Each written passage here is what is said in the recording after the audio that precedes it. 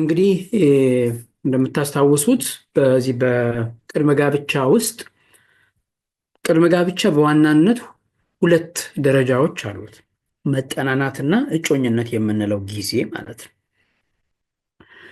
ስለዚህ መጠናናት በሚለው ውስጥ መጠናናት አብይ ትኩረት የሚያደርገው ሴቱ ወንዱን ወንዱ ሴቷ ወንዱን ወንዱ ደግሞ ሴቷን በህይወት ውስጥ የሚፈልጉትን ነገር በዚያ ሰው ውስጥ መፈለግን ላይ ትኩረት የሚያደርግ ነው።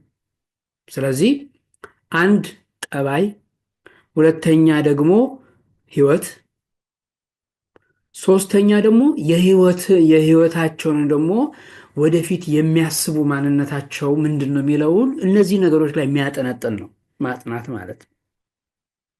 ያንን ካየን በኋላ እየተሳበን መተን ነው እንግዲህ ወደ እጮኝነት የምንመጣው ማለት ነው። እጮኝነት ውስጥ ስንገባ እንግዲህ ባለፈው እንደተነጋገር ነው መተጫጨት ማለት ጋራንቲ አይደለም ለመጋባት። የተጫጩ ሰዎች ሊለያዩ ይችላሉ።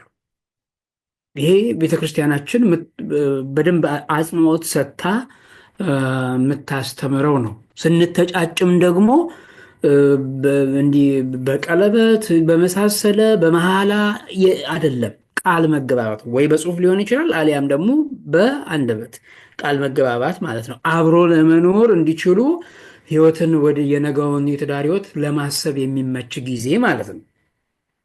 ስለዚህ ይሄ ይሉኝታም የለው ጓደኞቹን አውቄ ጓደኞቿን አውቄ እንዲህ ቤተሰቦች ታውቄ የሚባል ነገር የለም። ህይወት ልንመሰርት ስለሆነ ማለት ነው። እሱ ሊሰመርበት የሚገባ ትልቅ ነገር ነው። ስለዚህ መተጫጨትን በደንብ አድርገን መስፈርቶቹ ምን ምን ነገር ማሟላት አለበት፣ ይሄ ከስነ ምግባር፣ ከሃይማኖት፣ ከህይወት የመሳሰሉ ነገሮችን አይተናል ባለፈው ሳምንት አይደል? ከዛም በተጨማሪ ደግሞ በመተጫጨት ውስጥ ትኩረት እናደርግባቸው የሚያስፈልጉ መተጫጨት ሲባል ልናስባቸው የሚገቡ ሶስት መሰረታዊ ነገሮችንም ደግሞ አይተናል። ከብስለት አንጻር የመጀመሪያው የስነ ልቦና ብስለትን እንደሆነ አይተናል። ስነ ልቦና ብስለት ምን ምን ነገሮችን እንደሚያሟላ፣ ምክንያቱም ወደ ጋብቻ ሊገባ እያሰበ ያለ ሰው ከወንዱ ስለ ሴት ጠባይ፣ ሴቷ ደግሞ ስለ ወንድ ጠባይ ሳያውቁ ወደ ጋብቻ ውስጥ ሊገባ ስለማይችል ማለት ነው። ስለዚህ ያንን መንፈሳዊ ብስለት የሚያስፈልግ እንደሆነ መንፈሳዊ ብስለትን ደግሞ መለማመድ እንደሚያስፈልግ የአእምሮአዊ ዝግጅት የምንለው ማለት ነው። አእምሮአዊ ዝግጅት እንደሚያስፈልግ አእምሮአዊ ብስለት የመጀመሪያ ወርከን እንደሆነ አይተናል። ምክንያቱም ሶስት ነገሮች አሉ። የመጀመሪያው የአእምሮ ብስለት ነው። ይሄ ሳይኮሎጂካል ማቹሪቲ የምንለው ማለት ነው። እሱ ለማምጣት የግድ አንድ ሰው በአእምሮአዊ ዝግጅት ውስጥ ማለፍ አለበት። የአእምሮ ዝግጅት ማለት ነገ ጋብቻን እንዴት ነው የምኖረው፣ ወንድ ሰውን ኃላፊነት የምንድን ነው፣ በትዳር ውስጥ ሴት ሆን ኃላፊነት የምንድን ነው፣ በጋራ ያን ህይወት ለመምራት እንዴት ነው የምችለው የሚለውን በአእምሮ በስነ ልቦና ዝግጁ መሆን ማለት ነው። ምክንያቱም ከሌላ ሰው ብቻውን መኖር የለመደ ሰው ሌላ ሰው ጨምሮ ሊኖር ስለሆነ ያንን አንድነት እንዴት ነው የምናመጣው?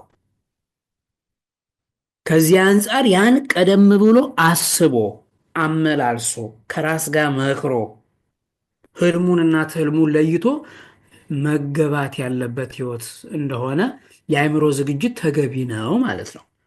ለዚያ ነው በፍትሐ ነገሥታችንም እንዲሁም በቤተ ክርስቲያን አባቶችም ሲያስተምሩ ጋብቻ ሲታሰብ በጣም ከፈጠነ በተዋወቁ በ6 ወር፣ በጣም ከቆየ ደግሞ በጣም ከቆየ ከተባለ ከ5 ዓመት እንዳያልፍ የሚታዘዘው 3 ዓመት ይመከራል። በጣም ለጥጠነው ከሄድን በተለያየ ምክንያት ፍትሐ ነገሥታችን ላይም አለ በግልጽ ለምሳሌ ከተጫጩ በኋላ በተለያየ ምክንያት 2 ዓመት ትጠብቀው ወይም ይጠብቃት ይላል። በሀገር ውስጥ ካለ፣ ከሀገር ውጭ ከሆነ ግን ይላል 3 ዓመት ጠብቀው። የቆየበት ምክንያት ወይም የቆየችበት ምክንያት ከታወቀ 4 ዓመት ይሆን ይላል። በአሁን በእኛ ዘመን ደግሞ ይሄን ሲፈታ መጠናናት በሚል ስም ብቻ ተሰጥቶ ነገሩን ስቦት ወደማይሆን ሰው ተጠንቶ የሚያልቅ ፍጡር አይደለም። ስፔሻላይዝ ልናደርግበት አይደለም ያን የትዳር አጋር ብለን እያሰብን ያለ ነው ሰው።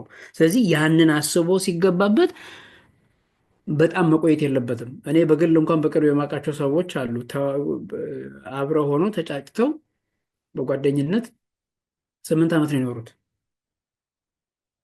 መጨረሻ ላይ ተለያዩ።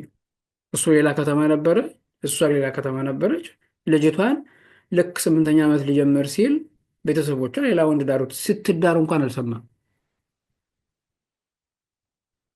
አሁን ይሄን ማሰብ ያለብን አንዳንድ ጊዜ እነዚህ አሁን የመተጫጨት ቅድመ ሁኔታ የምንላቸው እነዚህ ሶስቱን ነገሮች ስናስብ የአእምሮ ዝግጅት፣ የአእምሮ ብስለት፣ የመንፈሳዊ ብስለት እና የኢኮኖሚ ብስለት የምንላቸው ነገሮች አስፈላጊነታቸው ለመጀመር ህይወቱን የሚያስችሉ ስለሆነ ነው ማለት ነው። ስለዚህ በተወሰነ መልኩ የአእምሮ ብስለትን አይተናል። ዛሬ ደግሞ መንፈሳዊ ብስለትን እናያለን። እንግዲህ መንፈሳዊ ብስለት በምንልበት ጊዜ አንድ ሰው የእግዚአብሔርን ረዳትነት በህይወቱ ውስጥ እግዚአብሔር እንዴት እንደሚረዳው ገንዘብ አድርጎ በሚገባበት የትዳር ህይወት ውስጥ ራሱን ለማብቃት የሚጋደልበት ጊዜ ነው። ማለትም እግዚአብሔር በህይወት ውስጥ እንደሚሰራ መረዳት የሚቻልበት ህይወት ማለት ነው መንፈሳዊ ብስለት ማለት። አንድ ሰው መንፈሳዊ ብስለቱ እያደገ በሚሄድበት ጊዜ፣ ፍጹም መንፈሳዊነት እየመጣ በሚሄድበት ጊዜ ረድኤተ እግዚአብሔር የራስን ድርሻ በመወጣት ውስጥ አብሮ እንዳለ ይረዳል። ስለዚህ እግዚአብሔርን የሚያመልከው ለምድራዊ ህይወቱ ብቻ ሳይሆን ለሰማያዊ ክብር እንደሆነ ያውቃል። ሰማያዊ ክብርን ደግሞ ለማግኘት መጽናት፣ ተጋድሎን መወጣት እንዳለበት ይረዳል። ስለዚህ በያዘው ማንኛውም ነገር ውስጥ እስከ መጨረሻ ድረስ ይዘልቃል ማለት ነው። ስለዚህ አሁን እዚህ ጋር ስለ ጋብቻ ስናነሳ መንፈሳዊ ብስለት ስንል ትዳር ውስጥም በጋብቻ ውስጥ ሲሆን የሚያጋጥመኝን ነገር እስከ መጨረሻው ድረስ እዘልቅበት እችል ዘንድ የሚያስፈልገኝ መሳሪያ ምንድን ነው? ያንን በእጮኝነት ጊዜ ነው ገንዘብ ማድረግ የሚቻለው መንፈሳዊ ብስለት ማለት ነው። ሁላችሁም እንግዲህ እንደምታውቁት መንፈሳዊነት ስንል የሆነ ጊዜ ጀምረን የሆነ ጊዜ የምናቆመው ህይወት አይደለም። ለመኖር ስጋዊ ምግብ እንደሚያስፈልጋል ለነፍስም ምግብ ያስፈልጋታል። ሁሌ የምንዘልቅበት ህይወት ነው። መንፈሳዊ ሲባል እንደው ለታይታ ሌሎች እንዲያመሰግኑን፣ ሌሎች እንዲያደንቁን፣ ሌሎች ደግሞ ስለኛ እንዲያወሩ ወይም ሌሎች እንዲያዩን የምናደርገው ሳይሆን የተሰወረውን እላይ ብንወጣ ታች ብንወርድ ልባችን ኩላሊታችን ያጤሰውን ያመላለሰውን የሚያውቅ አምላክ እንዳለ በመረዳት ከመምሰል ይልቅ በእምነት የምንኖርበት ህይወት ነው። መሳይነት አይደለም መሆን። መንፈሳዊነት ተጋድሎ ለሰማያዊ ክብር እንደሚያበቃ በመረዳት የሚኖርበት ህይወት ነው። ስለዚህ መንፈሳዊነት ያ ከሆነ መንፈሳዊ ብስለት አንድ መንፈሳዊ ብስለት ያለው ሰው በህይወቱ ውስጥ የሚያጋጥሙትን ማንኛውንም ነገሮች ለመመርመር ዝግጁ ነው። ፈተናዎች ቢበዙትበትም እጅ አይሰጥም። ምክንያቱም የሚያመልከው አምላኩ በዚያ ህይወት ውስጥ በዚህ ምድር እያኖረው ያለው እሱን እያመሰገነ በተጋድሎ እንዲኖር እንደሆነ ያውቃል። ሁል ጊዜ እግዚአብሔር አምላክ ከሱ በፊት የነበሩ ወይም ከሱ በፊት የነበሩትን ቅዱሳን እንዴት አድርጎ እንዳጸናቸው የነሱን ታሪክ ለሱ ህይወት አራያ እንደሆነ እያሰበ ዘወትር ይወርቃል፣ ይነሳል፣ ይወርቃል፣ ይነሳል፣ ይወርቃል፣ ይነሳል። በተነሳበት ሰዓት አምላኩ መጥቶ ዋጋው እንደሚከፍለው ያውቃል። ምን አይነት ፈተናዎችን ማለፍ እንዳለበት ከቅዱሳን ታሪክ ይረዳል ማለት ነው።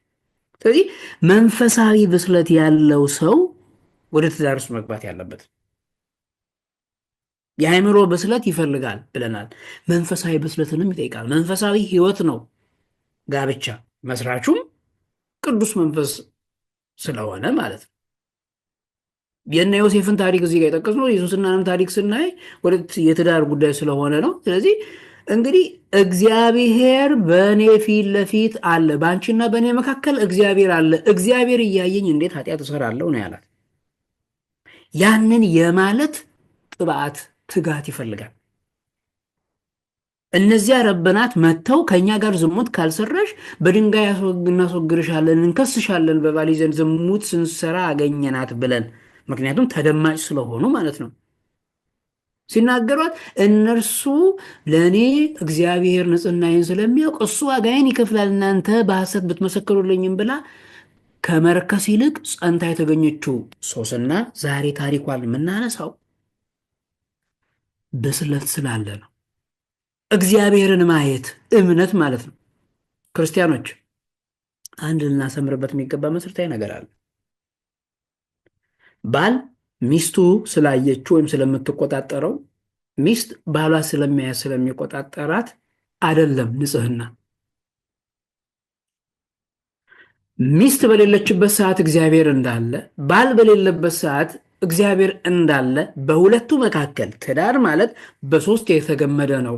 ባል፣ ሚስት እና እግዚአብሔር በሶስት እጅ መያያዝ ውስጥ ነው ያለው። ባል ሚስት ይያያዛሉ፣ በመካከል እግዚአብሔር አለ። ከዚያ ውጭ እናት፣ አባት፣ ወንድም፣ እህት፣ ጓደኛ አይሰራም። የሚቀጥለው ክፍለ ጊዜ ላይ እናያለን። ምን ህይወታችን ውስጥ የሰዎች ጣልቃ ገብነት አያስፈልገውም። ምክንያቱም የጽድቅ ጎዳናውን እንድንኖር የተጠራ ነው። ቤተ ክርስቲያን በመንበሩ ፊት በታቦቱ ፊት መስክራ የሾመችን እኛን ነው።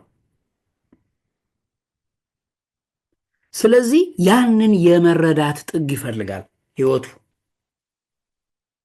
ይሄን መንፈሳዊ ብስለት ለማምጣት ደግሞ የግድ መንፈሳዊ ዝግጅት ያስፈልጋል። እንዴት መሰላችሁ? መንፈሳዊ ዝግጅት ብለን ስንናገር አንድ ሊያገባ ዝግጁ የሆነ ወንድ ወይም ልታገባ ዝግጁ የሆነች ሴት እንዴት አድርጌ ከሌላ ሰው ጋር በጋራ የወደፊት ህይወቴን መኖር እችላለሁ፣ ያንን የሚያስችለኝ መሳሪያና ስንቅ እንዴት እይዛለሁ ብሎ የሚዘጋጁበት ጊዜ ማለት ነው። አያችሁ? እያንዳንዱ ክርስቲያን እንግዲህ ከእግዚአብሔር ጋር የሚሆንበትን ህይወትን የሚያመቻችበት ጊዜ ነው። ከመጋባት በፊት ነው። ይሄንን ልብ በሉ። ከአምላካችን ጋር ያለን ጥብቅ ግንኙነት መሰረት የሚጣለው ከጋብቻ በፊት ነው። ከሌላ ሰው ጋር መኖር ከመጀመራችን በፊት ነው። ስለዚህ ከእጮኝነት በፊት ያለው የወጣትነት የብቸኝነት ጊዜ በመንፈሳዊ ህይወት ለማደግ እጅግ በጣም ተጋድሎ የሚመች ነው።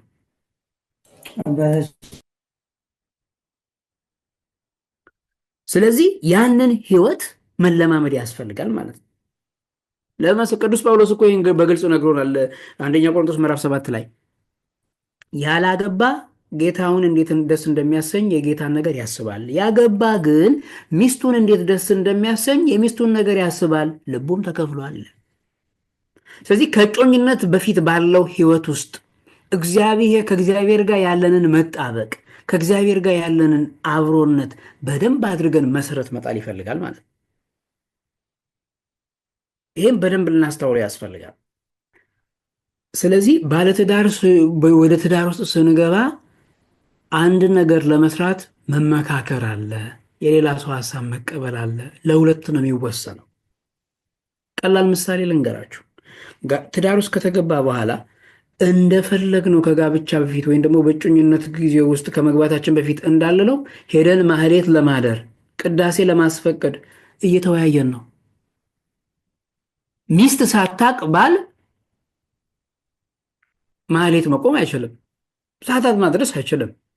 አይ መንፈሳዊ ስራ እየሰራው ነው የሚባል ነገር የለም። ተመካክሮ ነው የሚደረገው። በጋራ ተመካክሮ እንዴት እናድርግ፣ የቤቱን ማህበራዊ ህይወቱን ከመንፈሳዊ ህይወቱ ጋር እንዴት እናስኪለው ተብሎ ተመካክሮ የሚሰራ ህይወት ስለሆነ ማለት ነው። መከፈል ማለት ይሄ ነው። በራሳችን ጊዜ ግን በፈለገን ጊዜ ሄደን በፈለገን ጊዜ እንደምንመላለሰው የዚያን ጊዜ የሚሰነቅ ስንቅ አለ ማለት ነው። ጾም፣ ጸሎት፣ ስግደትን ማዘውተር ህይወታችንን በንስሐ ህይወት በቅዱስ ቁርባን መምራት መለማመድ አስቀድሞ ነው። እነዚህ ከትዳር ህይወት በፊት መለማመድ ያስፈልጋል። ሰውነታችን ሊለምደው ያስፈልጋል። ውስጣችን ሊረዳው ሊያውቀው ህይወቱን የማናውቀውን አንሰጥማ። ይሄ የፈረንጆቹ ብሂል እንደሚለው ማለት ነው your relationship is as good as what you invested when you were a single person። መጀመሪያ ላይ ያለን ማንነት ነው ትዳራችንን የሚመሰርተው የምናዋጣው ማለት ነው።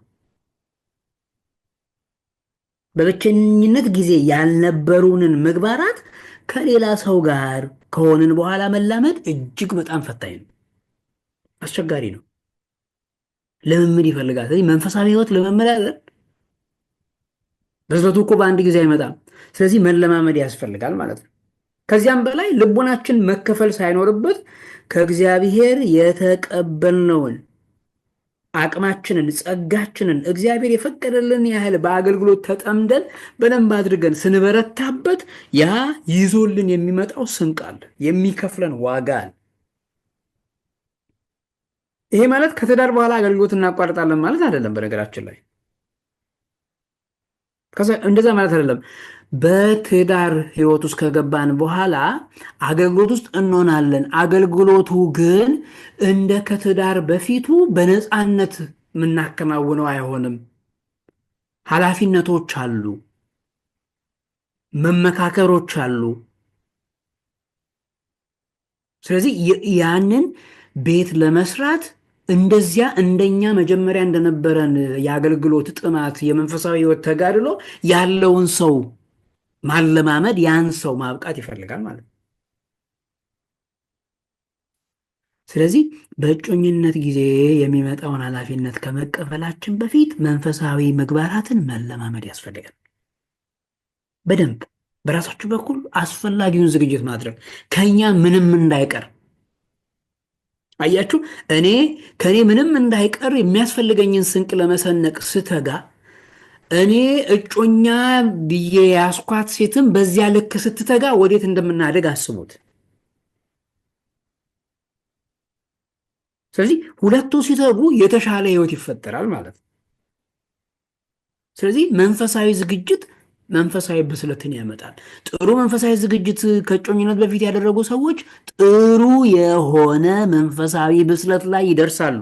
ልብ በሉ፣ የአእምሮ ብስለት መጣ በአእምሮ ዝግጅት፣ መንፈሳዊ ብስለት መጣ በመንፈሳዊ ዝግጅት። የሚያስፈልገን ደግሞ አንድ ነገር አለ፣ የኢኮኖሚያዊ ብስለት የምንለው። ይሄ እግዚአብሔር አዳምና ሔዋንን ሲያጋባቸው ገነትን አመቻችቶ ሰጥቶ ነው አይደል? ምክንያቱም ማስተዳደር እንዳለበት ገነትን ንዳት፣ እረሳት፣ ተንከባከባት ብሎ ነው የሾመው እኮ። አጋር ትሁን ብሎ ሰጥቶት ማለት። ስለዚህ ያንን ገነትን የማስተዳደር ቤተሰብን የማስተዳደር ኃላፊነት እንዳለበት አውቆ ራሱን አዘጋጅቶ ገብቶበታል። እኛም ዛሬ ስንገባ የለዚያ የሚያስፈልገን የተወሰነ ኢኮኖሚያዊ ብስለት ያስፈልጋል። ተገቢውን ዝግጅት ማድረግ ማለት ነው። ኢኮኖሚያዊ ዝግጅት ሲባል የግድ ቤት ከሌለ መኪና ከሌለ በሚሊዮን የሚቆጠር ካዝና ወይም ባንካቸው እስካላስቀምጥን ማለት አይደለም። ሰው ትልም ሊኖረው ያስፈልጋል። ያ ሰው ነገ ለመለወጥ የሚተጋ ነው። እያሰብሽው ያለው ወንድ እንደዚህ አይነት አእምሮ ያለው ነው። እያሰብካት ያለችው ሴት ለመለወጥና ለማደግ ተግቶ ለመስራት ከስንፍና ርቆ መንፈሳዊ ብስለት አለው፣ አእምሯዊ ብስለት አለው። ስለዚህ ከዚያ ደግሞ በሀብቱ ለመጽደቅ በሚያገኘው የጽድቅ ስራን ለመስራት ራሱንና ሃይማኖቱን ከማስነቀፍ ይልቅ በትጉ ሰራተኝነቱ የሚያስመሰግን ለመሆን ነገን ብሩህ አድርጎ የሚያስብ የለውጥ ሐሳብ ያለው ሰው ነው። ይሄ ነው። ምክንያቱም ስንፍና የክርስትና መገለጫ ስላይደለ ማለት ነው። ስለዚህ ኢኮኖሚያዊ ብስለት ሲባል ፍጹም የሆነ ባለጸጋ ተኮኖ የሚገባበት ማለት አይደለም። ትዳር ቤተሰብን ለማስተዳደር አቅምን ለማጎልበት ጅማሮ ያለው እየቀጠለ ያለ ታታሪ የሆነ ማለት ነው። ምክንያቱም ክርስቲያን በጠባዩ እኮ ትንታግ ነው። እንደው እኛ ላይ እኛ ዘመን ደርሶ እኮ ነገር ተበላሸ እንጂ እስኪ አስቡት።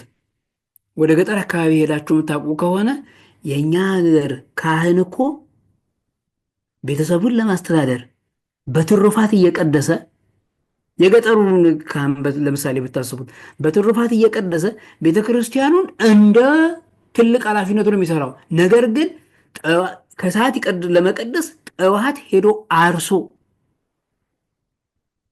አስተውሎ ክርስቲያኖች ሌላ ማህበራዊ ኃላፊነትን ተወጥቶ ያለ ድካም ማለት ነው። ስለዚህ ይሄ ለመለወጥ ተነሳሽነት ያለው መሆን አለበት። አሁን በመተጫጨቱ ስናስብ እነዚህ ሶስት ነገሮች መሰረታዊ ነገሮች ናቸው። እነዚህም በደንብ አድርገን አስተውለን ከሰራንባቸውና በደንብ አድርገን ከወጠናቸው ከተመካከርንባቸው በእውነት ጥሩ የሆነ የእጮኝነት ጊዜ ከዚያም ጥሩ የሆነ የትዳር ህይወት ውስጥ እንገባለን ማለት ነው። አሁን ቀጥታ ነገሮቹን ከመጠን በላይ እንዳይለጠጡብን ቀጥታ የምንሄደው በእጮኝነት ጊዜ ውስጥ የሚያስፈልጉ መሰረታዊ ነገሮች ነው። የሚጠበቁ ቁም ነገሮች አሉ። እነዚህን 7 ነገሮች 6ቱን ነው ዋናዎቹ፣ 7ኛው መደምደሚያ ነው። ዛሬ ነው የምንጨርሰው አጠራጥር ያለ አድርገን ስለምናያቸው። በእጮኛሞች መካከል የሚጠበቁ ነገሮች እነዚህ 6 ነገሮች ናቸው። 7ኛው ላይ ትኩረት ማድረግ ያስፈልጋል። የመጀመሪያው የጋብቻን ዓላማ መረዳት ነው። ሁለተኛ ስለሚያገቡት ሰው ማንነት ጊዜ ሰጥቶ ማጥናት፣ ማወቅ፣ ማንነቱን በደንብ አድርጎ ማየት። ቅድም እንዳልነው መንፈሳዊ ህይወታችንን መገንባት። መንፈሳዊ ህይወታችንን ነው ያልኳችሁ። ወንዱም ራሱ ላይም እሷ ላይም ይሰራል፣ ሴቷም ራሷ ላይም ወንዱ ላይ ትሰራለች። መንፈሳዊ ህይወትን በማንበብና በተግባራዊ ክርስትና እየተለማመዱ ማብቃት፣ ከምንም በላይ ንጽህና መጠበቅ። በእጮኝነት ጊዜ ውስጥ በሚሆኑበት ጊዜ ደግሞ ስለ ጋብቻ ቀን በግልጽ መነጋገር፣ ይህን በደንብ ያስፈልጋል። ከዚያ ሰርጉ ይመጣል ማለት ነው። እንግዲህ የጋብቻን ዓላማ መረዳት የሚለውን ከዚህ በፊት አይተናል አይደለ? የምናገባው ለምንድን ነው? በቂ ሀብት ስላለኝ ነው ወይስ ሀብት ፈልጌ ነው? ልጅ ስለምወድ ነው? ልጅ ስለምፈልግ ነው? ከቤተሰብ ጫና ስላለ ነው? ላገባት ያሰብኳት ሴት ስለምታሳዝነኝ ወይም ላገባው ያሰብኩት ወንድ ወይም ያጨውት ወንድ ስለሚያሳዝነኝ ነው? ስለሚያሳዝኑኝ እንደው እንደግፋቸው ወይስ ሌሎች ሲያደርጉ ስላየን ለጊዜያዊ ደስታ ብለን? የክርስቲያን ጋብቻ ከነዚህ ሁሉ የተለየ ነው። ስለዚህ ለምን እንደምናገባ ማወቅ፣ ጋብቻ ምን እንደሆነ ዓላማው፣ ነገረ ጋብቻን ራሱን ስናየው ትዳርን ሕይወት ስናይ እንጠቅሳቸዋለን። ግን የጋብቻ ዓላማ ከዚህ በፊትም እየደጋገምን ጠቀስ አድርገናል፣ ለመጽደቅ ነው። ስለዚህ ለጽድቅ ሕይወት፣ ለጽድቅ ደግሞ ምን ቅድመ ሁኔታ ያስፈልጋል የሚለውን ማወቅ፣ እግዚአብሔር እንድናገለግለው እኛን የጠራበት መንገድ ነው ብለን መቀበል ማለት ነው። እግዚአብሔር እንድናገለግለው ወይ በምንኩስና ይጠራናል፣ አሊያም ደግሞ በጋብቻ ይጠራል አይደል? ስለዚህ በጋብቻ ውስጥ መኖር መክሊት ተደርጎ የተሰጠን ሰዎች እኔ በጋብቻ ውስጥ ስኖር እግዚአብሔር እንዳገለግለው የጽድቅ ጎዳናን እንድጓዝበት የመረጠልኝ መንገድ ስለሆነ ያንን ሕይወት የሰማዕትነት መንገድ በተጋድሎ በፍጹም እምነትና በመጽናት እጅግ በሕይወት ውስጥ ከተለያየ አቅጣጫ ከሚመጡ ፈተናዎች በተለያየ ሰዎች ላይ አድሮ ሰይጣን የሚፈትነን ያንን ተጋድሎ መወጣት ኃላፊነት አለብኝ ብሎ የሚገባበት ጽናትና ትዕግስት የሚፈልግ ተጋድሎ አለው። ይህን ማወቅ አለብን። ምክንያቱም ብቻችንን መክረን የምናደርገው ነገር ራሱ ስንት ነገር እናመላለስ የለ። ከሰው ጋር በጋራ መኖር፣ በአንድ ጣዛ ስር መኖር ተጋድሏል።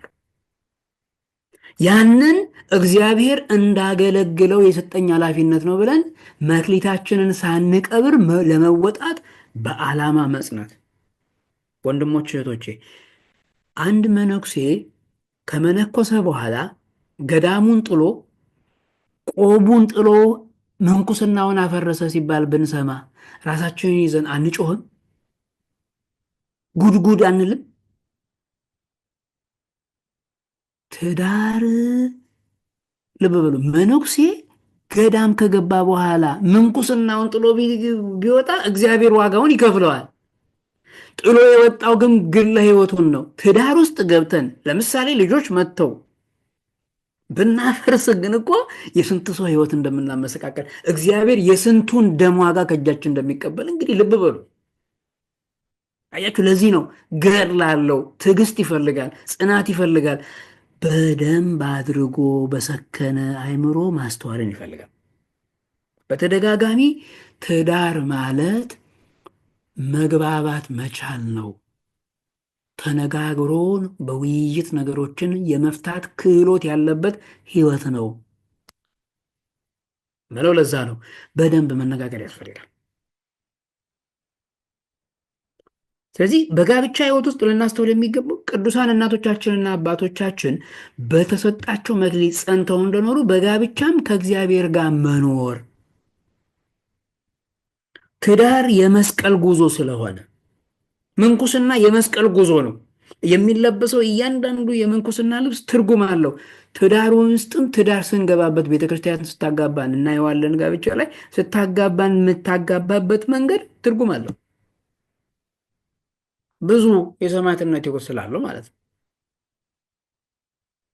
ስለዚህ ዓላማውን አውቆ ሊገባበት የሚያስፈልግ ሕይወት ነው ትዳር። ፈተናዎች ሊመጡ ይችላሉ። እነዚያን በእሽታ መቀበል፣ በተጋድሎ እየጸኑ ማለት ነው። አንዳንድ ጊዜ የብዙ ትዳሮች ፈተና ወይ ገንዘብ ነው አሊያም ልጅ ነው ወይም ቤተሰብ ነው። ልጅ የሚሰጥ እግዚአብሔር እንደሆነ ቅዱስ ዳዊት ይለን ያለ ልጆች እግዚአብሔር ስጦታ ናቸው። ስለዚህ ያንን የተረዳ ሰው የትዳር የጋብቻ ዓላማ ምን እንደሆነ ያወቀ ሰው ይሄ ፈተና አይፈትነው። ቤተሰብ በህይወት ውስጥ በተለያየ ነገር ፈተና ሲያመጣ እግዚአብሔር በዛ ትዳር ውስጥ እንዳለ ስለሚያውቅ ያንን ሰከን ብሎ ያያል። ከእግዚአብሔር ጋር ነው ንግግሩ።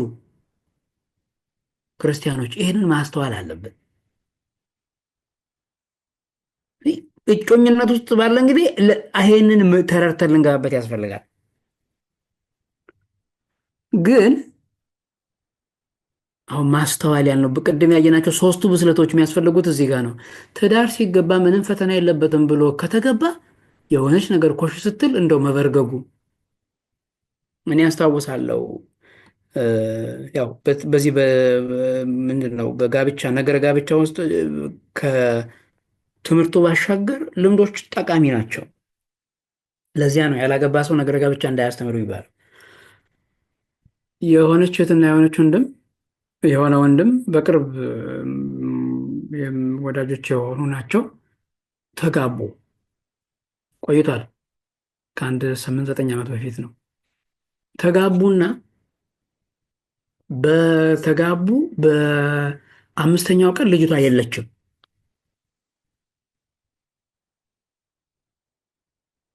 ብትፈለግ የተገኘችው ከ15 ቀን በኋላ ነው። የት? ገዳም ሄዳ። ምክንያቱም የገባችበት ህይወቱን ስታየው የጠበቀችው ነገር አይደለም። ስለዚህ ሲጨንቃት የምታደርገውን ስታታ በሌሊት ተነስታ ብርግግ ብላ ጠፍታለች። ምክንያቱም ትዳርን ስናስብ ፈተና የለበትም ብሎ አስቦ መግባት ብዙ ነገር ያበላሻል። በኋላ ላይ አሁን በአንድ ላይ ሆነው ልጆች ወልደው ያማረ ትዳር ውስጥ ነው ያሉት። በስነ ስርዓት ቁጭ ተደርገው ተምረው ማለት ነው። ስለዚህ የጋብቻ ዓላማን መረዳት ያስፈልጋል። ትዳር ለቅንጦት ለጌጥ ወይም ሌሎች ነገሮች አይደለም። ፈተናዎች አሉበት፣ መስዋዕትነት የሚከፈልበት ነው። ለዚያ ነው እግዚአብሔር ተገኝቶበት መባረክ ያለበት። ሌላኛው ስለምናገባው ሰው በደንብ አድርገን ጊዜ ሰጥተን ማወቅ ነው። እንግዲህ ለምን ማግባት እንዳለብን አላማውን ማወቅ ተባብለናል። ያን ካወቅን በኋላ እያንዳንዳቸው ወንዱ ሴቷ፣ ሴቱ ወንዱ ጠባያቸው ምንድን ነው? ስለዚህ በእጮኝነት ጊዜ ውስጥ ስናስብ በእጮኝነት ጊዜ ውስጥ በምናስብበት ጊዜ ጠባይ ለጠባይ በደንብ መታወቅ። ይሄ ነገር በነገራችን ላይ ሲደጋገም ጆሮ ከመልመዱ የተነሳ እንዳንዘነጋው። ምንድን ነው የሚያስደስተው? ምንድን ነው የሚያስቆጣው? ምንድን ነው የሚያስደስታት? ምንድን ነው የሚያስኮርፋት? ምንድን ነው የሚያስለቅሳት? የነገ ህይወቱን የሚያይበት መንገድ እንዴት ነው? ሰዎችን የሚቀርበው እንዴት ነው? ሰዎች የምትቀርበው እንዴት ነው? አገልግሎት ላይ ያለው ጠባይ ምን ይመስላል?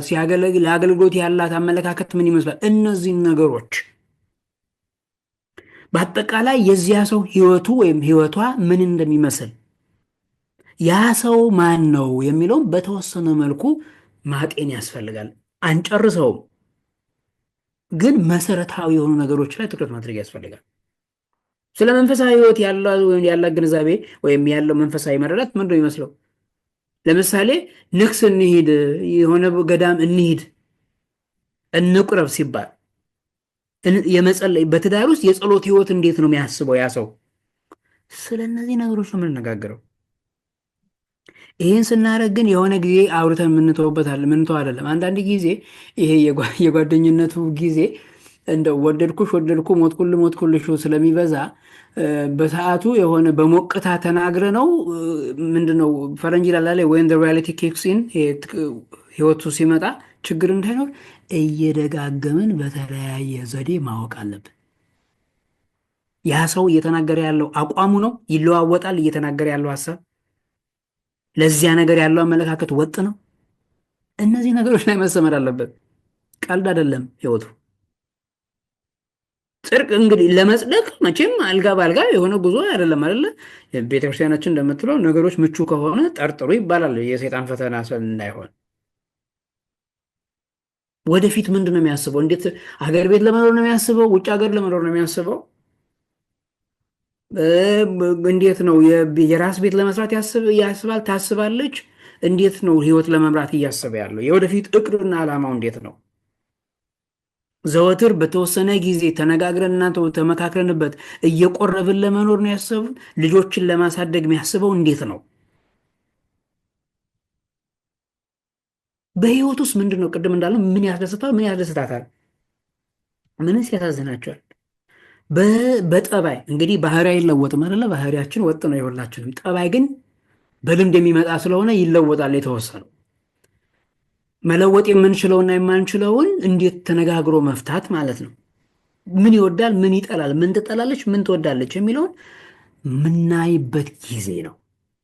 ደካማና ጠንካራ ጎኖቹን ደካማ ጎኑን ቀዳዳውን ለመሸፈን ምንችለው ምንሸፍነው፣ ጠንካራ ጎኑ ደግሞ እንዳይዝል የምናበረታበትን እነዚህን ማጤን፣ ማየት፣ መመርመር።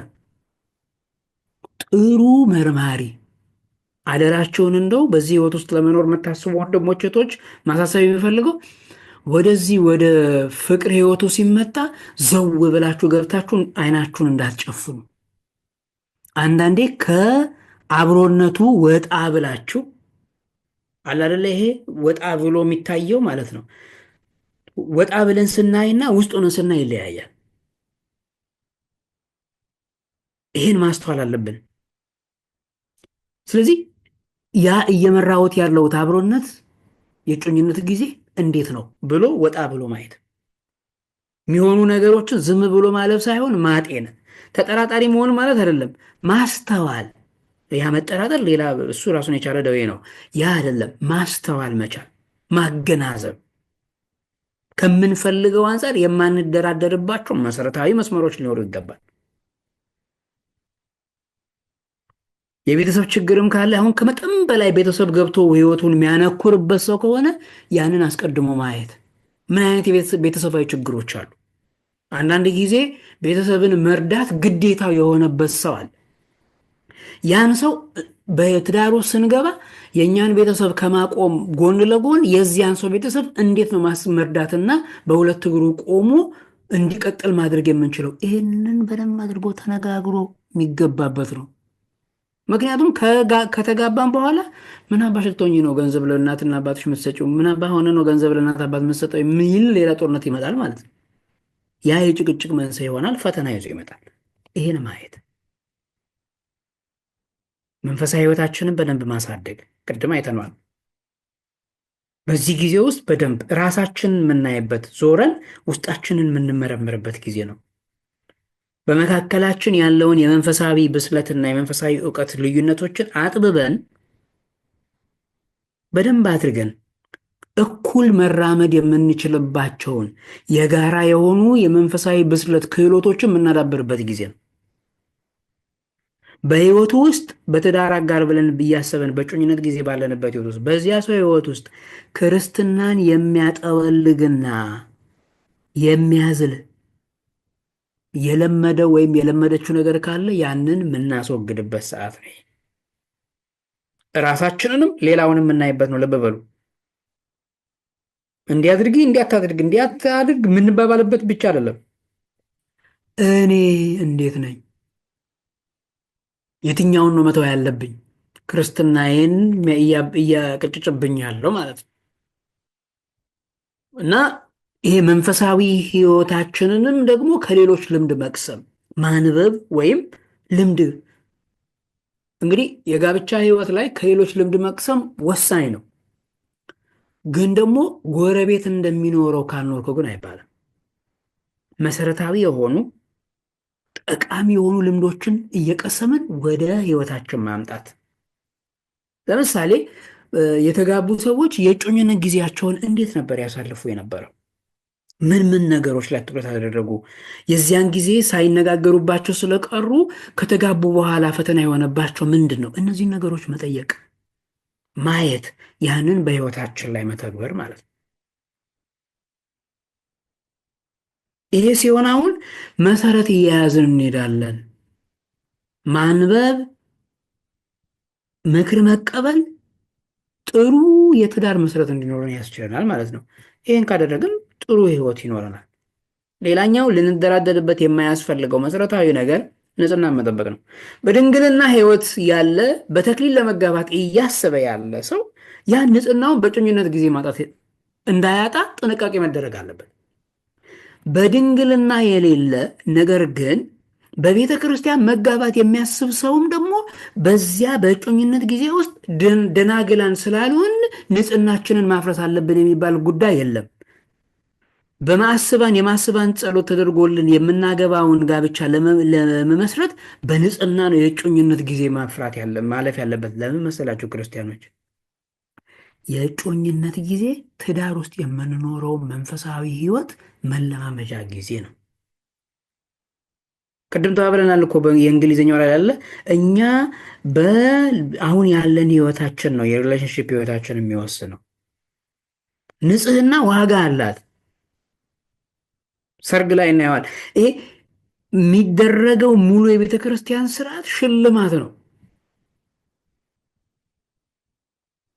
መጀመሪያ ላይ በድንግልና ያሉ በተክሊል ለመጋባት የሚያስቡት ንጽህናን ጠብቆ እስከ ዕለተ ጋብቻ መኖር በጋብቻ ውስጥ የሚኖረውን ህይወት በደንብ ያጠነክረዋል።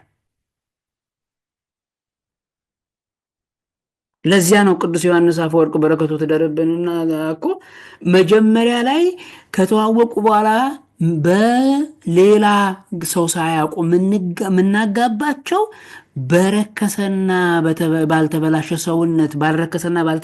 ሰውነት የቅድስናውን ህይወት እንዳይጀምሩ ነው ይላል። ቶሎ ስናጋባቸው በእጮኝነት ጊዜያቸው ተያይተው ከዚያ ስናጋባቸው ጠንካራ መሰረት ስለሚይዝ፣ ስለዚህ ንጽህናችን የምንደራደርበት አይደለም። ፈተና አለ። ይህን በግልጽ ነው የምነግራችሁ። የፈለገ ወንድም የፈለገች እህት በእጮኝነት ጊዜ ውስጥ ወንድና ሴት ሆነው እስካሉ ድረስ ባሉበት ቆይታ ውስጥ ፈተና የለም፣ ጾር የለም የምንል ከሆነ በእውነት ዋሽተናል። ያንን በረድኤተ እግዚአብሔር በምክረ ካህን ጠንክረን እየተነጋገርንበት እየተወያየን አንዱ እሳት ሲሆን ሌላኛው ውሃ ሆኖ እያቀዘቀዘ፣ አንደኛው ስሜቱ ሲያሸንፈው ሌላኛው እያበረደ፣ ጾር ሲበዛበት በካህን እየተመከረ በስግደት በጾም በጸሎት ያንን ጊዜ ማለፍ ያስፈልጋል። አክሊሏ ያችን ነው የምታመለክተው። የሚደንቃችሁ ነገር ጓደኛ መያዝ ወይም ደግሞ እጮኝነት ውስጥ ከመገባት በፊት የሌለ ጾር ይመጣል። ክብራችንን ለማጎሳቆል የሚሰራ አካል ስላለ ማለት ነው። ይሄን ማወቅ አለብን። ሌላኛው ልንጋባ ነው አደለ? እጮኝነት። ስለዚህ ስለ ጋብቻ በግልጽ መነጋገር ያስፈልጋል። ከንስሐ አባት ከቤተሰብ ጋር መመካከር ማለት ነው። እንዴት አድርገን ነው ስርዓተ ጋብቻችንን የምንፈጽመው? ይሄን በግልጽ ምንፈልገው ምንድን ነው? ምን አይነት ቦታ ሄደን እንዴት ባለው ሁኔታ ለመጋባት ነው የምታስበው? ስርዓቱ እንዴት እንዲፈጸም ነው የምታስቢው? እንግዲያው መተጫጨት ውስጥ ነው ይሄ እንትን ታገቢኛለሽ ተንበርክኮ የሚባል ነገር የለም። ክርስቲያኖች ይህንን በደንብ ልብ ማለት ያስፈልገናል። ቤተ ክርስቲያን ስለተንበረከከ ክርስቲያናዊ ነው ማለት አይደለም። ይሄ የእኛ ባህል አይደለም። ሲጀመር ትዳር ውስጥ ገብታ አትንበረከክም። ይህን ልናሰምርበት ምንም አይነት ምናሽሞነሞነው ምንቀባባ ጉዳይ አለ። ክርስቲያናዊ ስርዓት አይደለም። ይልቁንስ እንዴት ባለ ሁኔታ በእግዚአብሔር ፊት እንደምንከብር የምንነጋገርበት ሰዓት ነው። ካህን ስላሉ ካህኑ መስቀል ይዘው ቀለበቱን ስለባረኩለት ተንበርክኮ እሱም ስላለ ታገቢኛለች ጥያቄ ስላቀረበ ትክክል ነው ማለት አለም። በፈረንጅ የኛ አለመሆኑን እኮ የምታውቁት በእንግሊዝኛ ፕሮፖዝ ይባላል። በእኛ ምንድን ነው የምንለው? የለም ታገቢኛለሽ ጥያቄ ነው የምንለው፣ እንደው ርዝመቱ እንኳን እንደው። ስለዚህ ያ የኛ አይደለም። በዚህ በእጮኝነት ጊዜ ውስጥ የቃል የመነጋገር የመስማማት አለ። ከዚያ በኋላ ስለ ጋብቻ ከሚመለከተው አካል ጋር ተመካክሮ በራስ እንዴት የምናስበውን ስርዓታችን እንዴት እንደመፈጸም እንደምናስብ እነዚህ በደንብ አድርገን የምንመካከርበት ጊዜ ነው። ለምሳሌ ፍትሐ ነገሥቱ በጋብቻ ላይ ከጋብቻ ቀን በኋላ ሱባኤ ያዙ ወደ ሩካቤ ከመሄዳቸው በፊት እግዚአብሔር ጋብቻቸው እንዲባርኩላቸው ይላል። ያንን የምንፈጽመው ስርዓት ነው ወይስ አይደለም? የቻለ ያድርገው፣ ያልቻለ ግን እንዴት ነው ማከናወን የሚችለው? ይህም በምክረ ካህን በግል ተመካክሮ የሚደረግ ነው። አያችሁ፣ ለምን ይመስላችኋል የኢትዮጵያ ጋብቻ ጥር ውስጥ የሆነው? ጥር እኮ በኢትዮጵያ እንግዲህ አብዛኛው ገበሬ አይደለኝ ሀገር ገበሬ ጥር ላይ እኮ ጎተራው የሚሞላበት ጊዜ ነው። ያ ጎተራው የሚሞላበት ጊዜ ልጁን ለመዳር ስለሚመቸው ነው አይደል? አንደኛው። ሌላኛው መሰረታዊ ነገር ከዚህ በኋላ አሁን በቤተ ክርስቲያናችን ስርዓት ከነነዌ አሁን ከረቡ በኋላ ነነዌ ከወጣች በኋላ እስከ አብይ ጾም መግቢያ ድረስ ያለው ጊዜ ዘመነ መርዓዊ ይባላል። ወይም ደግሞ ቅበላ ነው። ዘመነ መርዓዊ የተባለበት ያቺ ጊዜ ቅበላ የተባለችው አሁን አብይ ጾም ስለሚገባ ከጥር በኋላ ብዙ ጊዜ አብይ ጾም እዛ ላይ ስለሚውል አብይ ጾም ላይ ሱባኤ ይሆናል ለባለ ትዳሮቹ ስለ ጋብቻቸው እየጸለዩ ከአምላካቸው ጋር እየተነጋገሩ እየወደቁ እየተነሱ ሕይወታቸውን እንዲባረክ ደጅ ይጠናሉ ማለት ነው። ያን ማድረግ የሚችል እሰየው። ይሄን ሁሉ የምንመካከርበት ጊዜ ነው ይሄ ጊዜ በግልጽ ማለት ነው። ከዚህ በኋላ እንግዲህ ሰርጉ ይመጣል። እንግዲህ ልብ በሉ እያወራን ያለነው ለመጽደቅ ነው፣ ስለ መዳን ነው። ስለዚህ ለድህነት የሚያበቃ ሰርግ ያስፈልጋል ማለት ነው። ስለዚህ ጋብቻችን የምንሰርገው ሰርግ ትክክለኛ ክርስቲያናዊ እግዚአብሔር ተገኝቶበት የሚባርከው እግዚአብሔር የሚቀበለው እንዲሆን ምን መወጣት ያለብን ወይም ደግሞ መስራት ያለብን ትልቅ ስራዎች አሉ ማለት ነው። ኦርቶዶክሳዊ የሆነ ሰርግ የሚጸድቀው በቅዱስ ቁርባን ነው። ይሄ ሁላችንም ልናሰምርበት የሚያስፈልገው ትልቅ ጉዳይ ነው። በኢትዮጵያ ስርዓት 3 አይነት የጋብቻ አይነት አለ። አንደኛው ባህላዊ ነው። ሁለተኛው በማዘጋጃ የምናደርገው ነው። ሶስተኛው የሃይማኖት ነው። እኛ ክርስቲያኖች ነን። ስለዚህ ለክርስቲያኖች ቤተ ክርስቲያን የምትቀበለው እና የምታጸድቀው በቅዱስ ቁርባን የሚደረገውን ጋብቻ ሌሎችን አትቀበላቸውም ማለት አለ። ያ ጥሩ ነው። ተጋብተው በንጽህና የሚኖሩት መልካም፣ አንድ ባል አንድ ሚስት ሆነው የሚኖሩ በባህልም በማዘጋጃም ቢጋቡ ጥሩ። በቁርባን እንዲጸድቁ ደግሞ ቤተክርስቲያን ጥሪ ታደርጋለች። ያን አትኮንንም። ነገር ግን ቅዱስ ጋብቻ የሚለውን ርዕስ ወይም ደግሞ ታይትል የሚያገኘው በቤተ ክርስቲያን የተደረገው ቅዱሱ ጋብቻ ነው። ይሄን ልናሰምርበት ያስፈልጋል። ያኛው እንዴት መሰላችሁ? ብዙ ሰው አለ፣ ብዙ ክርስቲያን አለ፣ ጥቂት ቅዱሳን አሉ አለ። ቅዱስ የሚለውን የቅድስና ማዕረግ ያገኙት ቅዱሳን፣ ሁሉም ሰው ቅዱስ አይደለም። ጻድቅ ሊሆን ይችላል ሰው። ነገር ግን ቅዱሳን የቅድስና ማዕረጉ አለ አይደለ? ስለዚህ ሁሉም ጋብቻ እንደ ጋብቻ እንቀበላለን። ምናጸድቀው ግን በቅዱስ ቁርባን የተከናወነውን በቤተ ክርስቲያናችን ጌታችን እመቤታችን ቅዱሳን ሐዋርያት በቃና ዘገሊላ ተገኝተው እንደባረኩት ዛሬም ካህናት፣ ምዕመናን፣ ቤተሰብ፣ ጌታችን እመቤታችን፣ ቅዱሳን፣ ሰማዕታት፣ ጻድቃን፣ መላእክት በተገኙበት ምስክሮች ሆነው ይደልዎሙ ይደልዎሙ ብለው አክብረው በቅዱስ ቁርባን የሚፈጸመው ጋብቻ ቤተክርስቲያን የምትቀበለው ጋብቻ። ይሄን ደግሞ የምናከናውነው በሁለት መንገድ ነው። ወይ በስርዓተ ተክሊል ወይም ደግሞ ስርዓተ ማስባን። ስርዓተ ማስባን የሚባለው ራሱ ሁለት ነው። አንደኛው ድንግልና የሌላቸው ነገር ግን ከዚህ በፊት ያላገቡ ስርዓተ ማስባን ይፈጽምላቸዋል። እናም ደግሞ ድንግልና ከዚህ በፊት ያገቡ ሆነው ድጋሜ የሚያገቡ ሊሆኑ ይችላሉ። አሊያም ደግሞ ከዚህ በፊት አግብተው አብረው እየኖሩ ያሉም ደግሞ በቤተ ክርስቲያን ስርዓታቸው ይፈጸምላቸዋል ማለት ነው። እዚህ ጋር በተወሰነ መልኩ ስለ ተክሊል ባነሳ ደስ ይለኛል፣ ሰዓታችንም ለመቋጨት። እንግዲህ ተክሊል ከሰባቱ ምስጢራተ ቤተክርስቲያን መካከል አንዱ ነው። ተክሊል ማለት መቀዳጀት እንደማለት ነው። ልክ ንጉሥና ንግሥት በአክሊል እንደሚከብሩት ሁለት ድንግልናቸውን ጠብቀው የኖሩ አክሊል ተደፍቶላቸው ክብር የሚቀበሉበት ማለት ነው። ይሄም ደግሞ የሚፈጸመው በቁርባን ነው። ቅድም እንዳለው ትልቁ መሰረቱ ቁልፉ ቁርባን ነው። ይሄን መርሳት የለብንም። የምስጢረ ቁርባን ማሳያ ነው ተክሊሉ። ስለዚህ ቤተ ክርስቲያን ውስጥ በአይን በምናየው በአክሊሉ፣ በካባው፣ በቀለበቱ፣ በቅባ ቅዱሱ በእነዚህ የማይታየው ሰማያዊ ጸጋ ሽልማት የሚፈጸምበት ስርዓት ነው ምስጢረ ተክሊል የምንለው።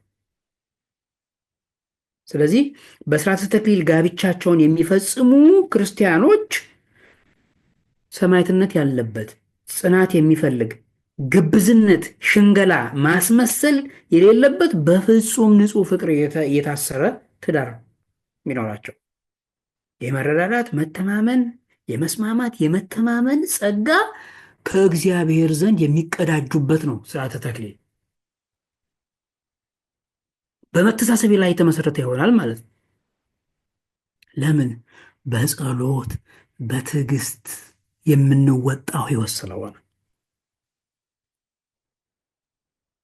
እንግዲህ ይህንን ጸጋ በመገንዘብ ነው በጋብቻ ሕይወቱ ለመኖር እቅድ ይዞ ሰው መግባት ያለበት በስርዓተ ተክሊል ለመጋባት ስናስብ ማለት ነው።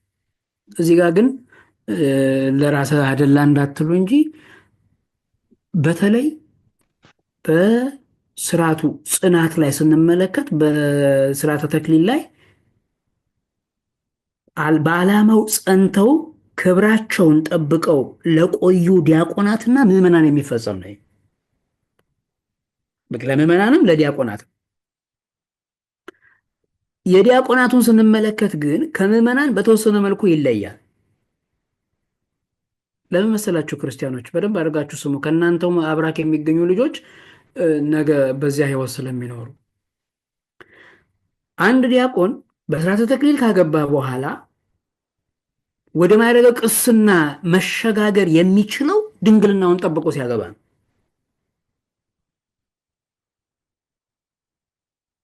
ለምሳሌ የትዳር አጋሩ ብትሞት አንድ ዲያቆን ወይም ከቀሰሰ ጥሩ አንድ ወይም ዲያቆን እያለ ሚስቱ ብትሞት እዚያው መንኩሶ ክህነቱን ማሳደግ አለበት። ድጋሚ ቢያገባ ዲያቆን አንድ ዲያቆን ማለት ነው ከተፋታ በኋላ ድጋሚ ቢያገባ ክህነቱ ይወሰድበታል። ምዕመን ሆኖ መኖር ይችላል። ንስሐ ገብቶ ወደ ቅስና ማደግ አይችልም።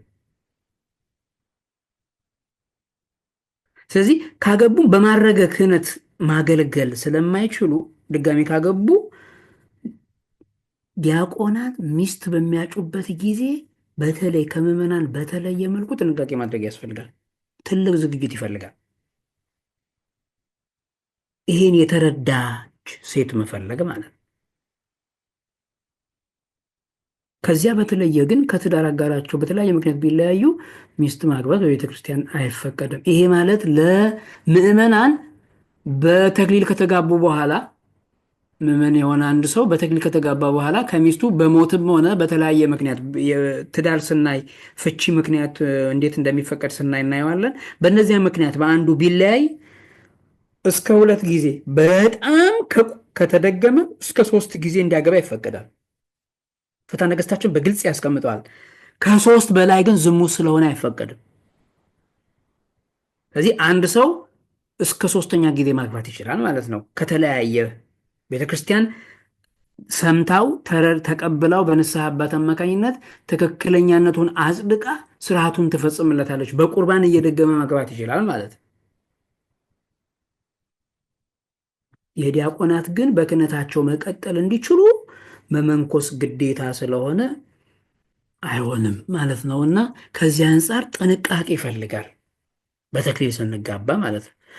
ስርዓተ ተክሊሉ ሲፈጸም ይሄንን አስተውለን መፈጸም አለብን። ከዚህ በተለየ ግን ድንግልና ሳይኖራቸው ወይም በባህላዊ መንገድ አሊያም ደግሞ በማዘጋጃ ተጋብተው ያሉ ሰዎች ካሉ ለምሳሌ ወላጆቻችን በዚያ ሁኔታ ካሉ እዚህ ላላችሁት ሁላችሁም በዚያ መልኩ ያለ ወላጆች ካላችሁ የቤት ስራ ልስጣችሁ፣ እንደው ከአደራም ጋር ጭምር ወላጆቻችሁን አስተምራችሁ መክራችሁ እንዲረዱ አድርጋችሁ በቤተ ክርስቲያን ፊት ንስሐ ገብተው በመቁረብ ስርዓተ ጋብቻቸውን መፈጸም ይችላሉ። ለመሰላችሁ እንደው የምታውቁ ካላችሁ እንድታስታውሱት፣ የማታውቁ ልብ እንድትሉት እንደው የሚደንቅ ነገር ልንገራችሁ። በቤተ ክርስቲያን ውስጥ በጋብቻው ይሄ የኦርቶዶክስ ሰርግ ሲፈጸም የአክሊል ጸሎት አለ። ድንግል ለሆኑት የአክሊል ጸሎት አለ። የካባ ጸሎት አለ። የቀለበት ጸሎት አለ። የቅባ ቅዱስ ጸሎት አለ። በእነዚህ በተለያዩ ለወንዱም ለሴቷም ማለት ነው ስሟ እየተጠራ ጸሎቱ ይደርሳል። ጸሎት ተደርሶበት ነው አክሊሉ የሚደረገው። ያለፍከውን የተለያየ ፈተና ጾር ስጋ የፈተነሽን ታግሰ እስከዚህ ሰዓት ደርሰሃልና ቤተ ክርስቲያን ለጠበቅሽው ንጽህናችሁ ይህንን ሽልማት ሰማያዊ ማዕረግ ልክ ለሰማዕታት አክሊል እንደሚወርድ ለተለያየ ተጋድሏቸው እናንተም በዚህ ምድር ላደረጋችሁት ተጋድሎ ይህ ሽልማት ይገባችኋል ተብሎ አክሊል የሚደረገው። ካባውም የጸጋ መንፈስ ቅዱስ ምሳሌ ሆኖ የእግዚአብሔር ጸጋው መንፈሱ በእናንተ ላይ በሕይወታችሁ እንደዚህ ይደር ተብሎ ምንጎናጸፈው ልብሳችን የመንፈስ ቅዱስ ማይተብ ሆኖ ምንታተበው በቅባ ቅዱስ መዳፋችን፣ እጃችን፣ ግንባራችን፣ አይዛን ሁሉም ፊታችን የሚቀባው ሕይወታችን መባረኩን በእግዚአብሔር መንፈስ መቀደሱን የሚያመለክት ነው። ቀለበቱም ተጸልዮበት የምናደርገው መታሰሩ ያ ትልቁ ቁም ነገር አንድነታችን። ምክንያቱም ቀለበት መጀመሪያና መጨረሻ ስለሌለው ህይወታችን እስከ መጨረሻው አንድ እንደሆነ ማሳያ ነው። እንደውም እኮ በግሪክ ፊሎሶፊ ይሄ የቀለበት ጣት ቀጥታ ብራንች የሌለው ብለድ ቨዝል ከልብ ጋር የተገናኘ አለ። የግራ ጣታችን የግራ የጣት ቀለበታችን የደም ስር ቀጥታ ከልብ ጋር የሚመጣ አለ ተብሎ እንደውም ይነገራል። ይሄ ሁሉ በረከት አለበት። አያችሁ። ስለዚህ ከዚህ ህይወት ለመውጣት እንዴት ይታሰባል? እግዚአብሔር የሸለመው ሽልማት ማለት ነው። ስለዚህ አክሊሉ የሰማዕትነት የድንግልና ዋጋ ምልክት ነው። ከተጋቢዎች መካከል አንደኛው ድንግል ባይሆን ድንግል ለሆነው አክሊሉ ይደረጋል። ነገር ግን ለትህትና ብሎ አለማድረግ ይችላል። ቢደረግ ግን ይመከራል። ተስማምቶ ማለት ነው። ላለማሳጣት ድንግል ሳይሆኑ ማድረግ ያ ሌላ ዜና ነው። እሱ ራሱን ችሎ ይዞ የሚመጣው ፈተና አለ ከእግዚአብሔር የማይገባንን ስለሆነ። ስለዚህ ከተጋቢዎች መካከል አንደኛው ድንግል ካልሆነ ድንግል ለሆነው የአክሊል ጸሎት ተደርጎ ይደረጋል። እንደውም አንዳንድ አባቶች ምን ያደርጋሉ መሰላቸው? የኔታ ሲነግሩን አክሊሉ ሲደረግ ይመሳቀላል። የመጀመሪያ ላይ የወንዱ ለሴቷ መስቀል ምልክት እጅ ይጣፋና ማለት ነው። የሴቷ ደግሞ ለወንዱ ይመሳቀልና ከዚያ በኋላ ነው የየራሳቸው የሚደረገው። ይሄኛው የአክሊል ጸሎት ከደረሰ በኋላ ለምሳሌ ሴቷ ከሆነች ድንግል ሆና ወንዱ ድንግል ካልሆነ የሴቷ ስም እየተጠራ የአክሊል ጸሎት ይደረግና ከዚያ የወንዱ አክሊል ይመሳቀልና ምልክት ተደርጎ የሴቷ ተደርጎላት የወንዱ ጭንቅላቱ ላይ አድርሶ ይመልሶታል። ስላልታገስክ ይህቺ ሽልማት ቀረችብህ። አያችሁ። ስለዚህ ይሄ ህይወት ነው ኦርቶዶክሳዊ። ይሄንን ሰርግ እንግዲህ እግዚአብሔርን የምንጠራበትና የምንጋብዝበት ሊሆን ያስፈልጋል፣ ከአደራ ጭምር። በሰርጋችን ጊዜ ዳንኪራ፣ አሸሼ ገዳሜ፣ ዮሐንስ አፈወርቅ ይገስጸናል። ካገኛችሁ ይህም መጽሐፍ አውርዳችሁ አንብቡት፣ የእንግሊዝኛውን ኦን ሜሬጅ ኤንድ ፋሚሊ ላይፍ የሚለው ማለት ነው። እዚህ ክርስቶስ፣ እመቤታችን፣ ሐዋርያት፣ ቅዱሳን ተገኝተው በሚባረኩት በዚህ ልዩ የሆነ መጠራት ውስጥ የማቴዎስ ወንጌል ላይ በተጠቀሰው መሰረት ቅዱስ ጳውሎስም እንደሚለው ይህን ሲተረጉም ማለት ነው የቅዱስ ጳውሎስን መልእክት ወደ ዕብራውያን እና ወደ ኤፌሶን ያለውን ቅዱስ ዮሐንስ አፈወርቅ የሚል እዚህ ላይ ጸጋ እግዚአብሔር በሚገኝበትና ክርስቶስ በሚገኝበት በዚህ ሰርግ ላይ እንዴት የዲያብሎስ ትርኢት በማምጣት ጌታችን ያከበረውን ሰርግ እናናንቃለን ይላል ቅዱስ ዮሐንስ አፈወርቅ። እንዴት ክርስቶስ ይገኛል ብለህ የምትጠይቀኝ ከሆነ ካህናትን ወደ ቤት ጥራ። የዚያን ጊዜ ክርስቶስ በካህናት አድሮ በአንተ ቤት ተገኝቶ ሰርግህን ይባርክልሃልና።